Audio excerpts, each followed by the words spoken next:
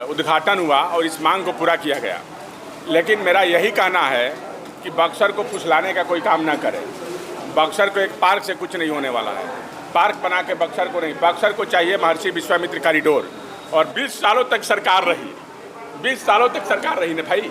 आज तक कोई इसके बारे में पार्क का उद्घाटन क्या, एक महर्षि विश्वामित्र के नाम पर किसी चीज़ का उद्घाटन नहीं होता था। लोग स्कूल कॉलेज में एक मूर्ति लगा देते थे, 5 गो आदमी आते थे, उसको फूल माला पहना देते थे। आज सरकार को झुकना पड़ा ना, तो विश्वामित्र सेना का दिन है ना ये। तो ये लड़ाई तो शुरुआत अब हो चुकी है। यहाँ ये देखने आएंगे कि यही तड़का युद्ध हुआ था, यही माता अहिल्या का उद्धार हुआ था, यही च्यवन ऋषि थे जहाँ च्यवनप्राश खा के दुनिया जो है सबसे बड़ी कंपनी आज अरबों खरबों में चल गई है। यही वो धरती है। ये वामन अवतार, ये सारा का इतिहास यहाँ देखने आएगा। कार्यालय का उद्घाटन हुआ और दूसरी तरफ पार्क का उद्घाटन लंबे से मुद्दा क्या कहेंगे? देखिए, ये तो बड़ा सौभाग्य की बात है कि आज बक्सर का जो है 25 तारीख के दिन विश्वामित्र पार्क का उद्घाटन हुआ और आज ही 25 तारीख के दिन हमारा जो है कार्यालय का भी उद्घाटन हो रहा है, जिसमें हमारे विश्वामित्र सेना का कार्यकारिणी का विस्तार भी हो रहा है। और ये बड़ा सौभाग्य की बात है। ये विश्वामित्र सेना की बहुत लंबी लड़ाई थी, जिसके वजह से आज विश्वामित्र जो है पार्क का आज उद्घाटन हुआ और इस मांग को पूरा किया गया। लेकिन मेरा यही कहना है कि बक्सर को फुसलाने का कोई काम ना करे। बक्सर को एक पार्क से कुछ नहीं होने वाला है।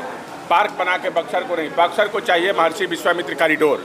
और बक्सर को भी वही भव्यता चाहिए जो सीतामढ़ी को और अयोध्या को दिया जा रहा है। और बक्सर में भी उतना ही भव्य बने। और बक्सर भाई अयोध्या की तरह और काशी की तरह सबसे पवित्र नगरी है और सबसे पौराणिक इतिहास है और गंगा के किनारे बसने वाला सबसे सुंदर शहर है। तो मेरा यही मांग है कि महर्षि विश्वामित्र कॉरिडोर बने और जो बक्सर के सनातन संस्कृति है, जिसको आज सारे दुनिया में जो लोग आज कहीं ना कहीं वामन अवतार को जानते हैं, लेकिन ये नहीं जानते हैं कि वामन अवतार कहाँ हुआ। आज हम लोग वेद की बात करते हैं, लेकिन ये कोई नहीं जानता है कि वेद का निर्माण कहाँ हुआ। रक्षाबंधन की हम लोग बात करते हैं तो रक्षाबंधन भी जो है ये बक्सर में ही हुआ, वेद भी बक्सर में ही लिखा गया। और ये सारे होने के बावजूद भी बक्सर का कोई इतिहास में नाम नहीं है कि बक्सर शहर क्या है।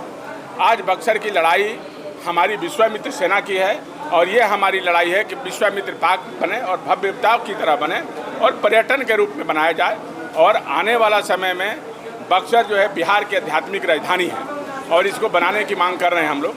और विश्वामित्र की पार्क जब तक नहीं मिलेगा, कॉरिडोर नहीं बनेगा, तब तक विश्वामित्र सेना इस लड़ाई के लड़ती रहेगी। और मेरा एक और भी बात कहना है कि बक्सर को विकसित भी करना है। तो ये बिना हमारा कॉरिडोर, महर्षि विश्वामित्र कॉरिडोर का बक्सर पर्यटन के दृष्टिकोण से विकसित नहीं होगा तो बक्सर विकसित नहीं होगा। तो ये हमारा सौभाग्य भी है कि आज एक पहला जो है नींव रखा गया, तो एक आस जगी है। और ये जो है ये एहसास हो रहा है अब कि 20 सालों तक सरकार रही, 20 सालों तक सरकार रही ना भाई। आज तक कोई इसके बारे में पार्क का उद्घाटन क्या, एक महर्षि विश्वामित्र के नाम पर किसी चीज़ का उद्घाटन नहीं होता था। लोग स्कूल कॉलेज में एक मूर्ति लगा देते थे, 5 गो आदमी आते थे, उसको फूल माला पहना देते थे। आज सरकार को झुकना पड़ा ना, तो विश्वामित्र सेना का दिन है ना ये। तो ये लड़ाई तो शुरुआत अब हो चुकी है। तो और विश्वामित्र सेना के जितने हमारे सदस्य और कर्मी का जोश जो है डबल हो गया है। अब आने वाला समय में यहाँ एयरपोर्ट भी भव्यता सी बनेगी और एयरपोर्ट का भी निर्माण होगा। पूरा देश से लोग यहाँ पर्यटन में आएंगे।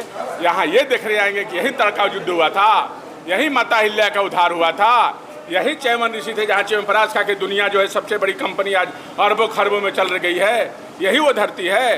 ये वामन अवतार, ये सारा का इतिहास यहाँ देखने आएगा। और काशी से कम पर्यटन का आने वाला समय में इतिहास नहीं होगा। तो इसलिए हमारा मांग है, अब जोश हम लोगों में दोगुना हो गया है इसके लिए। तो ये हमारे जितने पत्रकार भाई बंधु मीडिया है, इसमें सबका सहयोग है। हम सबको अभिनंदन और प्रणाम करते हैं कि आप लोगों ने एक सही मुहिम को और क्रांति का रूप दिया, जिसमें बक्सर को दिखाई देने लगा। तो आप लोगों को बहुत बहुत धन्यवाद।